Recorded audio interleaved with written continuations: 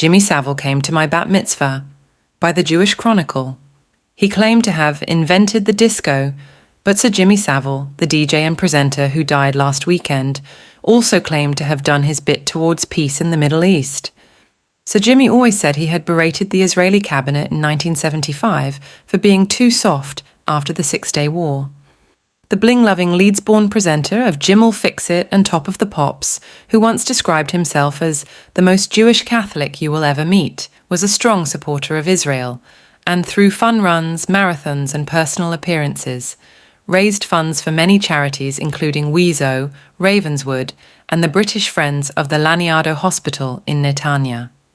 His 10-day visit to Israel in 1975, when he met President 𝗬𝗰𝗃𝗃𝗃 and Jerusalem Mayor Teddy Kollek, was organised by John Levy of the Friends of Israel Educational Trust.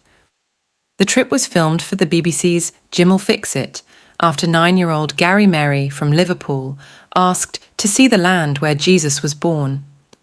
Sir Jimmy recalled his advice to the Israelis. "I arrived at this reception. The president came to me and asked how I was enjoying my visit. I said I was very disappointed. The Israelis had won the Six-Day War, but they had given back all the land, including the only oil well in the region, and were now paying the Egyptians more for oil than if they had bought it from Saudi Arabia. I said, 'You have forgotten to be Jewish.' He said, 'Would you like to tell my cabinet that?' Next morning, I went to the Knesset.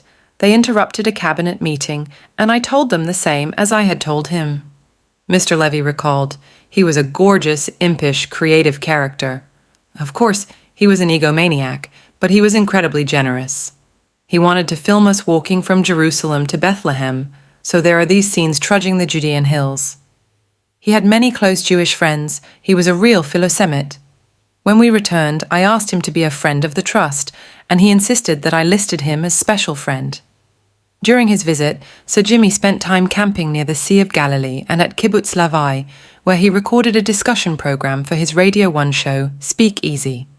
Famous for his clunk-click road safety campaign advocating the wearing of seatbelts, Sir Jimmy loved nearly everything in Israel, with one major exception: the driving.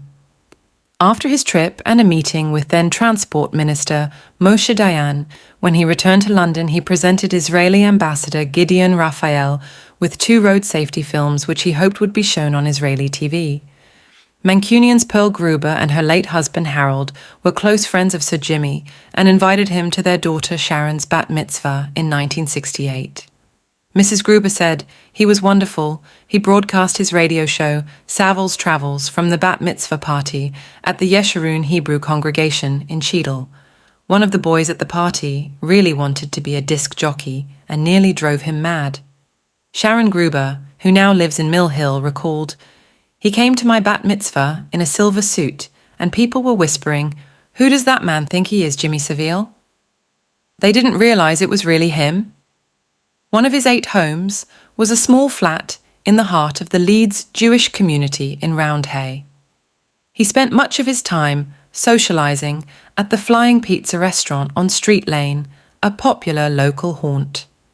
He was a regular at fundraising dinners at synagogues in Leeds and Manchester, particularly for the British Friends of Laniado, donating large sums to the organisation. He told the 𝗖𝗆𝗶𝗴𝗲𝗃 group in Leeds, "I knew nothing about the Jewish community growing up, but visiting Israel had made him realise that the world owes the Jewish community a great debt." Manchester Laniado chair 𝗍𝗶𝗁𝗏𝗃 recalled Sir Jimmy's appearance at the charity's annual dinner, which he did for nothing. Mr. Hamburger said, "I cannot recall a keynote speaker who has behaved so generously before."